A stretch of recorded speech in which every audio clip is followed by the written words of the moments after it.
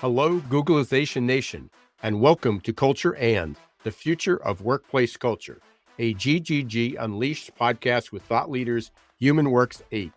I'm Ira Wolfe. And I'm Jason Cochran. In each of HumanWorks 8's episodes, we will cover practical insights, tips, and executable activities to get you thinking about the future of culture development in your organization. Let's begin. Welcome, friends. My name is Shawn, and I am the Thought Catalyst with HumanWorks 8. And you are listening to Culture and the Future of Workplace Culture, part of the GGG Geeks, Geezers, Googlization Unleashed series. And remember, now that I'm unleashed, ain't no stopping us now. Well, that's as McFadden and Whitehead would say, but more on that in a moment. I hope you will join me each and every month as we think about culture and people, culture and strategy. And today, culture and leadership moments.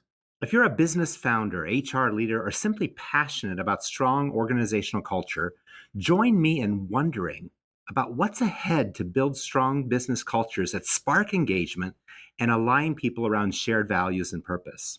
You will leave every month with some new thoughts and some tangible tools to guide your cultural journey and aid in bringing aliveness to your organization. Are you ready to bring work to life and life to work? I know I am. Let's go. Well, my disco reference to the song Ain't No Stoppin' Us Now probably made many people wonder, what the heck does that mean? To tell you the truth, I'm not sure why that disco song came into my head on the topic for today, but it did. And I think it's because it has a few lines in it encouraging one to polish up their act and to get rid of negative vibes. I believe both are necessary for people in leadership roles. But sometimes they're hard to achieve through leadership development programs, classes, courses. And lately, I've been doing a lot of speaking and presenting on leadership moments versus training on how to be a leader. A leadership moment is a human moment. Moments of caring and connection that are important both in and out of the workplace. What if we started developing leaders around moments in their experience with people? What if we built discipline and habits around powerful moments that anyone in a leadership role can focus on and practice? I believe leadership is not something you can learn in a class or a training session, but it's a practice that the best leaders are constantly looking to elevate and improve. So let's focus today and practice on two moments that matter to people. There is one thing we all have in common when it comes to moments that matter. I love to ask that question. Does anyone really understand what is it that we all have in common? Well, we all have the same number of moments. Today, tomorrow, each and every day ahead. 86,400 seconds to be exact.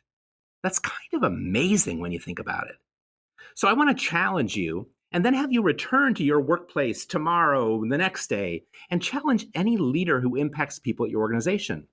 Every leader who has influence on another living, breathing human being where you work needs to take a moment and reflect on where they can elevate their thinking, action, and impact. And I don't need to tell all of you that employees don't leave companies. They leave leaders that are not doing their job well. Leaders that are not thinking about an employee's experience, but rather managing an employee's work. I believe everyone listening right now can think of a leader back at work that really needs to go because they're having a negative impact on the employee experience at your organization. It's probably the number one thing clients I work with appreciate about me. I'm unafraid to say, get that person out of a role where they need to care about people. I'm not collecting names, but I bet there's consistency around that. Caring is a moment that matters to people. Have you thought about that? When have you asked in an interview for someone being hired in a people leader role or being promoted into one, a question such as, do you care about people? And I know there's head shakes out there in the world. And of course, they're going to say, what? Yes. Fantastic, I always say. But then I follow up with, now tell me a time where that caring elevated a person's life or work experience. I'll say that again. Of course, they're going to say they care, but now tell me about a specific time where your caring elevated a person's life or work experience. Wow, that's when you really listen. That's when you really know they are committed to people. To me, that's an entry point for any moment that matters. an entry point for anyone impacting the people in your organization. Because if they don't, they're not seeing what's needed in somebody called a leader right here, right now, today. One must care and have the desire to lead, manage, coach from a perspective of elevating people with a high level of commitment. And if you do, people start to come into focus. Once that happens, employees start to see, hey, they care about me. Hey, they want me performing at my best. Suddenly people aren't leaving managers, but rather saying, I want to work there. I want to be a part of this because I'm seen. Being being recognized, being supported, being given opportunities, being challenged, being given the freedom to be oneself and add my greatest value. But where does it all start? Well, I don't believe it comes from the latest training program. I think it comes from smaller moments and practices that work both in life and work. Practices I believe people in any leadership role or on an HR team can use to influence and role model in the organization. And let me get this right out here in the open. Location doesn't matter. When it comes to strong people moments, it can happen in the office, on a Zoom call. But let's start with a foundational belief I have around people. And if you know me or have heard me speak, these are going to be familiar to you. I always start with the 8. Number 1, I believe everyone is unique. 2, I believe everyone believes. 3, I believe everyone connects. 4, I believe everyone contributes. 5, I believe everyone rises.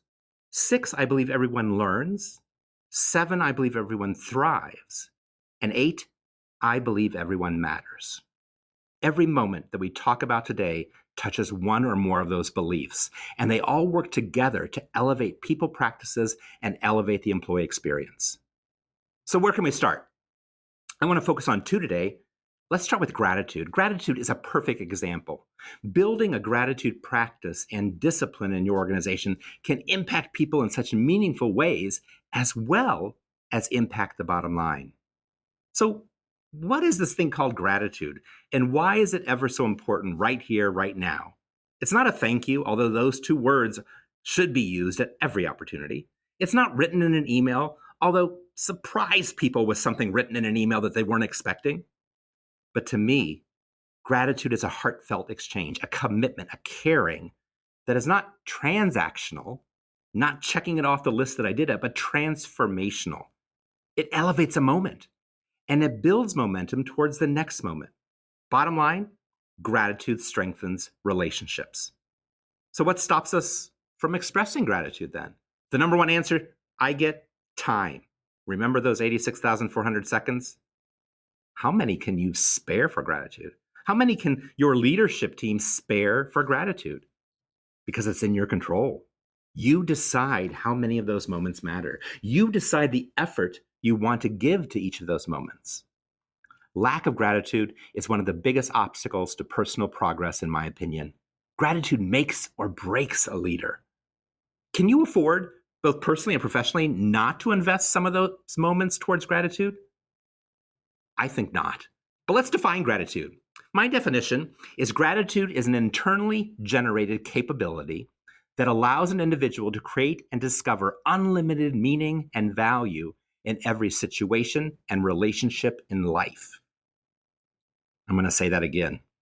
Gratitude is an internally generated capability that allows an individual to create and discover unlimited meaning and value in every situation and relationship in life. How about that? Internally generated. You own and control it. A capability. You can learn and grow it. Unlimited and in every situation. It's like the air, everyone. And life, a lifetime of appreciation. When you appreciate something, you increase the value of that thing or that person. What are the rewards of a gratitude practice? What do health researchers say about gratitude? Well, it impacts your well-being. The U.S. National Library of Medicine states that the existing research supports an association between gratitude and an overall sense of well-being. A gratitude study by the National Institutes of Health found subjects who showed more gratitude had higher levels of activity in the hypothalamus.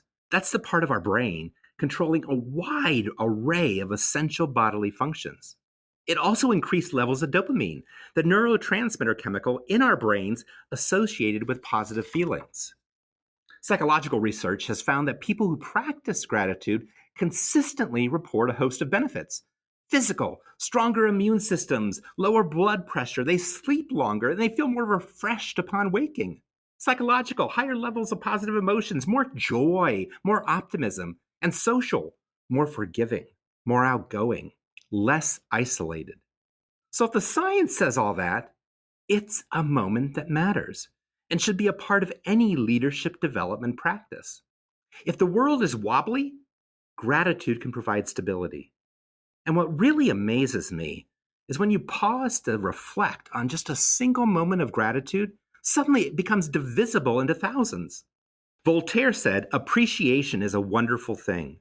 It makes what is excellent in others belong to us as well." And Aesop from Aesop's Fables said, "Gratitude turns what we have into enough." How about we all put some of those 86,400 moments to good use with gratitude? And what's the second moment in the employee experience? Personal values. HumanWorks 8 does a fantastic job and a lot of good work in the area of elevating an organization's core values to make them gutsy, unique, and actionable. I'm passionate about strong values and their impact on talent attraction and retention. But today I want to make it more personal, more in the moment. Just as an organization's values that are used well and kept alive set an expectation about what you do as an organization, how you're differentiated, how you'll make decisions. But why don't organizations discover those truths about people working with them? The same things are true about an individual. Those moments of alignment create lasting bonds between people and organization. If you know my personal values as my leader or as an HR team, you know what sets my expectations and how I'll interact with people. You'll know what it differentiates me and what makes me unique. And you'll know what makes me care and what I will commit to. Why do people leave organizations other than those poor leaders? I feel they leave when their values aren't in alignment with a company I work for or the leader I work with. That's a bottom line impact that has a cost associated with it. How can you make personal values discovery a part of your interview process, your onboarding process, surveying, your offboarding process? You see, it has applications across many of the people touch points in an organization. I don't have time today to take you through a personal values discovery activity, although I wish I did because it's tons of fun. But reach out if you want support in creating one for your team. I'll use one more quote today. I love that Elvis Presley said, "Values are like fingerprints. Nobody's are the same, but you leave them all over everything you do." How could you build an even stronger relationship with me by knowing mine? Expand that to the people you work with. It's a moment that matters, and I'm passionate about putting some of my 86,400 seconds there. I'm hoping anyone listening today is saying, let's not stop with just 2 moments. Maybe we've only used up 5-10 minutes of the day. So how about we keep practicing together? What are other moments that matter from your leadership experience? Reach out to continue the conversation. You can find me on LinkedIn or at Shawn at HumanWorks8.com. Also check out HumanWorks8.com for other tools. I so look forward to every month focusing on a new culture and topic. And if I got you wondering about leadership moments today, then I encourage you to keep the conversation going on LinkedIn through my Wondering Wednesday posts and dialogue. Each Wednesday, I share what I'm wondering about. Sometimes it comes from a client challenge, sometimes just from something I overheard at a leadership meeting. Come wonder with me and see you next month on Culture and the Future of Workplace Culture. That's it for today's episode. Thank you for tuning in and learning about the future of workplace cultures. We'll be back next month with HumanWorks 8 for another episode. But until then, please visit their website for additional resources at humanworks8.com. Until next time, don't let the shift hit your plans.